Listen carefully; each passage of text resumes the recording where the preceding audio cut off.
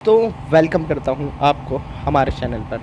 तो सबसे पहले अगर आपने हमारा चैनल अभी तक सब्सक्राइब नहीं किया हुआ तो इस चैनल को सब्सक्राइब कर लीजिए, ताकि जैसे ही मैं कोई भी वीडियो अपलोड करूं आप उसे देख लें।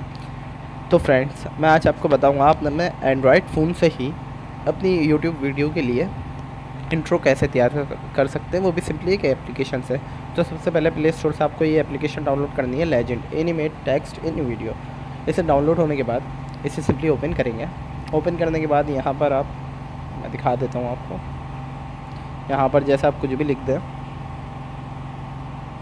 वेलकम,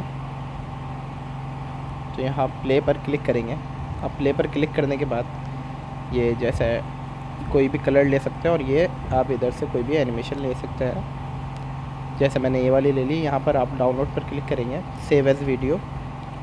तो फ्रेंड्स, ये 720 पिक्सल्स पे सेव होगी और आप इसे अपनी वीडियो के साथ यूज़ कर सकते हैं। तो फ्रेंड्स, अगर आपने हमारा चैनल सब्सक्राइब नहीं किया तो अभी सब्सक्राइब कर लीजिए। शुक्रिया।